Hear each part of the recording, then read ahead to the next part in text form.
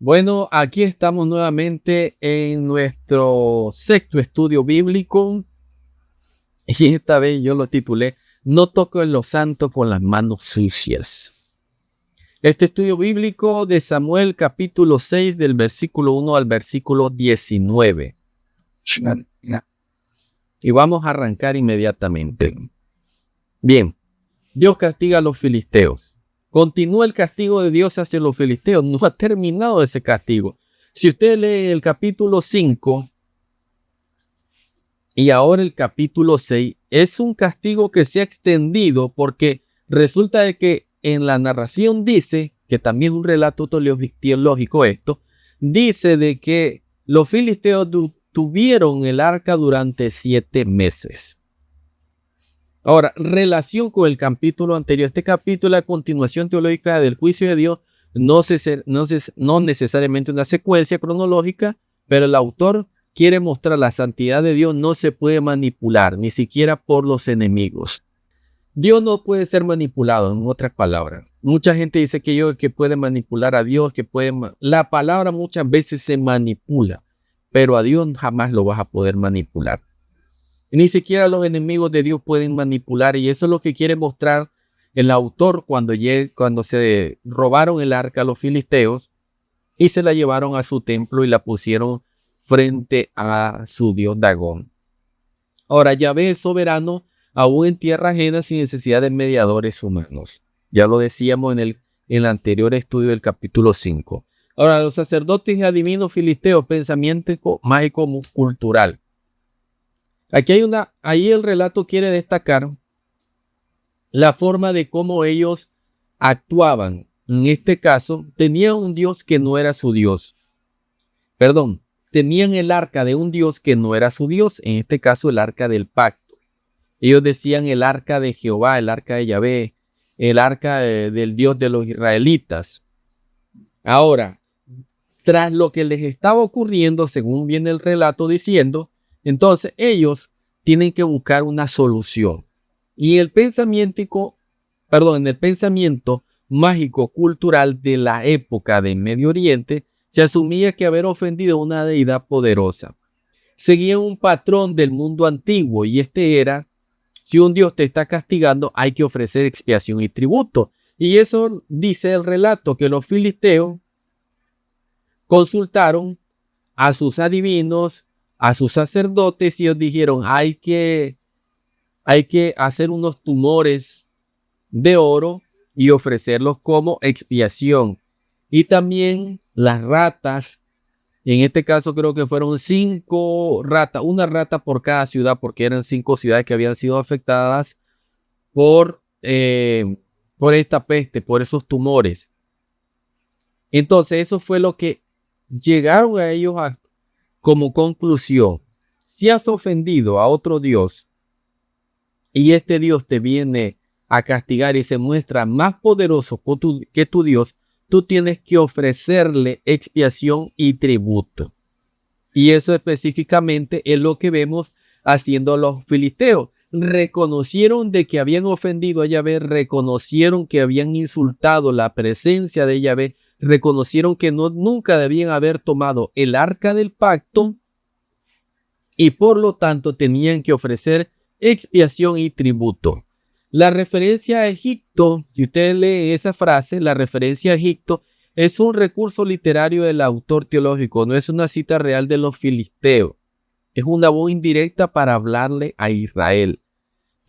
Si usted lee en ese capítulo, está la frase que dice que no endurezcáis el corazón como hicieron el faraón y su pueblo cuando Dios les dijo, deja ir a mi pueblo. Ahora, tal vez en algún momento, ahí los filisteos la tuvieron tanto tiempo el arca que no la querían dejar ir, porque si querían deshacerse del arca inmediatamente, tal vez lo hubieran dejado como en un mes, 15 días, 20 días o 30, más de 30 días. Pero la tuvieron tanto tiempo. Pero la cita cuando dice, no endurezcáis vuestros corazones, como hicieron los filisteos, es una cita que está haciendo referencia y está diciéndosela al pueblo de Israel en la época en que se escribió este texto. Ahora, la carreta, los objetos, el oro de plata y la plaga. Los ratones y tumores de oro hacen alusión a una plaga bubónica que se creía que era eso, aunque no lo nombra directamente. El texto omite detalles logísticos porque no es su interés relatar cómo fue físicamente llevada el arca Bet-Semes. El pueblo fue imprudente. Bet-Semes significa casa del sol, un lugar de sacerdotes, según Josué 21:16. Pero en el relato actúan con imprudencia y falta de temor. Ver dentro del arca era una transgresión gravísima. En números 4, 5, 4 del 5 al 6 y después números 15, 20, incluso entre los levitas. Números 4, 20 dice, mas no entrarán a ver ni por un momento las cosas santas para que no mueran. Este versículo advierte a los coatitas. Los coatitas eran hijos de Coat, que no deben mirar ni tocar las cosas santas sin cubrir para evitar la muerte. Ellos podían llevar el arca, los coatitas y también los levitas. Aunque no se menciona el oficio sacerdotal de quienes bajan el arca, el texto subraya la responsabilidad de los líderes por no tratar con reverencia lo sagrado. El pueblo de Bet-Semes recibe el arca, hace un holocausto. Hasta el momento Dios no hace nada, según el relato. Queman la madera, hacen el sacrificio, pero después, el arca, al parecer, según el relato, no dice que venía cubierta. No dice el relato que venía cubierta el arca y ellos miraron y tuvieron la curiosidad. El arca, por lo general, si se fijan en esta foto, se mantenía cubierta el arca como un respeto a lo sagrado. Y había una ley que prohibía ver dentro del arca las cosas santas. Entonces, más adelante vemos algo fatal, la falta de temor. Miren lo que ocurre. La muerte de 50,000, 70 hombres literal o simbólica. Ese número, mis estimados hermanos, y espero que no los vaya a asustar esto, es un número simbólico e hiperbólico típico en la literatura hebrea para expresar la gravedad del pecado. La intención del texto es clara, no se puede profanar lo santo, no es Dios siendo sanguinario, sino una teología de advertencia contra la irreverencia religiosa, incluso del pueblo escogido. Es decir, Dios había castigado a los filisteos. Dios había castigado a los filisteos al mostrarles irreverencia, al mostrarse irrespetuosos, al tomar y profanar lo sagrado como era el arca, y después por eso les vino una peste, una enfermedad que mató a muchos en el sentido de lo simbólico, porque eso no ocurrió en realidad. Porque el texto quiere decir de que se debe respetar lo sagrado del Señor. Eso busca cómo destacar, porque por eso es un relato teológico. Ahora, por eso esta muerte de estos hombres, y vean, no dice mujeres, sino que dice hombres, como cabezas del hogar, como los líderes del hogar, pone a los hombres. Pero estos hombres, en vez de mostrarle respeto al arca, comenzaron a ver dentro del arca. Entonces, estas muertes no ocurrieron porque la intención, ahí lo dice, no profanar lo santo, no profanar lo sagrado. Es una advertencia a la irreverencia religiosa, incluso del pueblo escogido. Quiere decir de que el pueblo de Dios, el texto está haciendo una advertencia.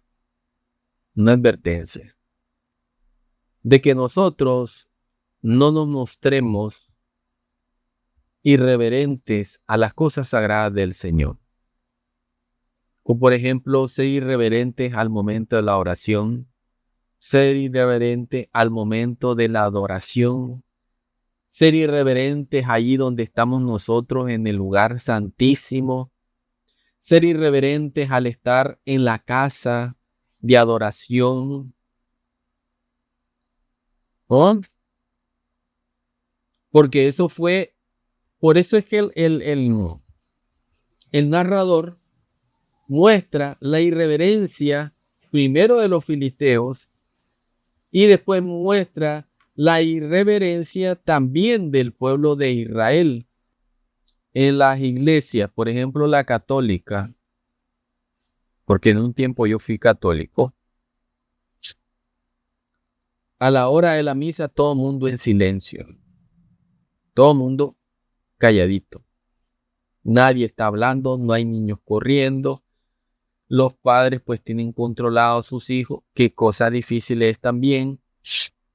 Pero a la hora de que está la prédica, de que está la exposición de la palabra, hay bulla, hay habladera, hay tertulia, a cada rato levantándose. Y no estoy hablando de los niños, porque lo entiendo a los niños, porque no es un culto para niños, no es una predicación para niños, pero hay una exposición de la palabra que está dirigida para los adultos, pero los adultos se muestran irrespetuosos. Y casi siempre eso pasa al momento de la oración. Están unos orando y otros volando lengua y siendo irreverentes al momento en que uno está hablando con el Dios Todopoderoso en ese momento. ¿No? Entonces hay un momento en que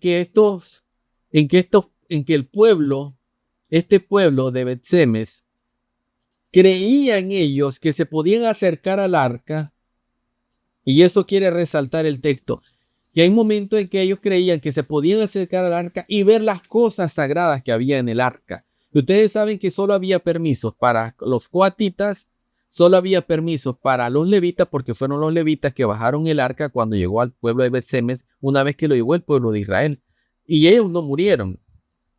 Pero también ellos creían que porque cuando tenían el arca, entonces ellos no importaba ser levita, no importaba ser coatita, y no importaba la ley que decía que no debía husmear, no debía hacer un fisgón ahí, ver las cosas sagradas que había en el arca. Que no había cierto cumplimiento de requisitos. Que no había ninguna ley que les podría prohibir eso. Por eso el texto al finalizar del capítulo 6 dice: ¿quién podrá estar delante de Jehová el Dios Santo? Nadie puede acercarse a Dios sin ser santificado por él. Nadie. No se trata del acceso físico al arca, sino de la actitud reverente al corazón ante lo sagrado. No eres digno de acercarte a Dios como si fuera santo. No puedes hacerlo si Él no te hace digno. Y muchas veces nos acercamos hacia la presencia de Dios, no pedimos perdón por nuestros pecados, no perdonamos a nuestros enemigos, como dice la misma palabra, no perdonamos a aquellos que nos han ofendido y nos queremos acercar al Señor, como hicieron con los del pueblo de Bet-Semes. Se acercaron a lo sagrado y querían ver qué había dentro del arca y terminaron muriendo en sentido simbólico. No te puedes acercar a Dios. No es que Dios te va a eliminar el momento en que te le acerques, pero no te puedes acercar a Dios sin mostrar arrepentimiento. No te puedes acercar al Señor sin mostrar el debido respeto, la reverencia que Él merece. No te puedes acercar al Señor de forma altiva, como hizo aquel fariseo. Gracias a Dios porque no soy como este ladrón que se roba los diezmos, las ofrendas. No te puedes acercar como ese fariseo. Te debes acercar como ese publicano que dice que no levantaba su cabeza y sé propicio a mí, Dios, que soy un pecador, y bajaba la cabeza, y él sabía que no era nada delante de la presencia de Dios, y tú y yo no somos nada delante de la presencia del Señor. Eso quiere resaltar el texto. No te puedes acercar así. Por eso primera de Samuel 6, una advertencia a todos los que tratan lo sagrado como costumbre, tradición o espectáculo. El relato enseña que sin temor reverente ni Israel ni los filisteos pueden entrar en la presencia del Dios Santo. Su santidad no se puede domesticar, no se puede controlar, no se puede manipular. Y hay un juicio divino cuando comenzamos a hacer eso, porque estás ensuciando las cosas sagradas. Y ellos tocaron las manos con esas manos sucias y asquerosas, querían tocar lo santo, lo más santo. No se puede tocar lo santísimo. No te puedes acercar hacia la presencia del Señor con las manos sucias. Por eso, ¿quién podrá estar delante de Jehová el Dios Santo? Nadie. Para poderte acercar tenés que tener una actitud humilde, una actitud humilde, reverente hacia Dios, de humildad, de respeto y reconocer que tú y yo no somos dignos de entrar a la presencia del Señor, ni siquiera de hablar con Él, ni elevar una oración, ni siquiera somos dignos de que Él nos escuche. Y para poder ser digno, Él tiene que hacernos dignos. Y para permitir que el Señor nos limpie, nos tenemos que arrepentir de toda nuestra podredumbre, de todos nuestros pecados, para poder ser dignos de ser escuchados. Ser dignos de poder acercarnos a su presencia. Pero no sigamos creyendo que porque como ya somos cristianos, ya tenemos muchos años en el Evangelio y bueno, ya nos arrepentimos y ya confesamos a Jesús como nuestro Salvador, no tenemos de otra cosa que arrepentirnos o nosotros nunca hemos pecado y seguimos así. No. Ni siquiera al pueblo de Israel. Porque hubiera dicho, bueno, eso le pasó a los filisteos porque ellos sí insultaron el nombre del Señor, se robaron el arca, la pusieron enfrente de su dios pagano Dagón y entonces se merecían eso. Y el pueblo de Israel, creían ustedes de que se iba a salvar del juicio del Señor. Y el pueblo cristiano, ¿ustedes creen que se va a salvar se va a salvar del juicio del Señor? Cuando el pueblo cristiano trata las cosas sagradas como cualquier cosa. Las cosas sagradas del Señor no las puedes tratar como cualquier cosa. La oración hacia el Señor no la puedes hacer como cualquier cosa. El enseñar su palabra y escudriñar su palabra y tomar su palabra no la puedes hacer como cualquier cosa. El adorar en su casa de oración y el momento de la adoración o estar en su lugar santísimo, ahí en el templo, no lo puedes tomar como cualquier cosa. No lo puedes tomar como cualquier cosa. ¿Por qué? Porque es sagrado, es santo. Por eso no eres digno de acercarte, ni tú ni yo, porque el único que nos puede santificar es Dios. No puedes hacerlo si Él no te hace digno. Tú y yo no somos nada delante de la presencia del Señor. Y eso debemos reconocerlo.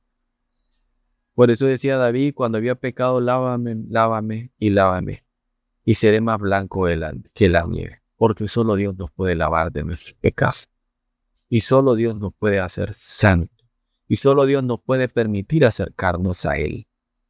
Y eso es lo que debe reconocer. Y por eso el texto vuelve a decir, ¿quién podrá estar delante de Jehová el Dios Santo? Nadie, si Dios no lo permite. Entonces, mis hermanos, el temor al Señor es el principio de la sabiduría. Acerquémonos con temor y temblor a la presencia del Señor para que sea el Señor glorificándose en nuestra vida y no nos termine humillando y aplastando como ha hecho con sus enemigos y como ha hecho inclusive con su pueblo cuando ellos blasfeman e insultan la misma presencia del Señor. Dios me les bendiga.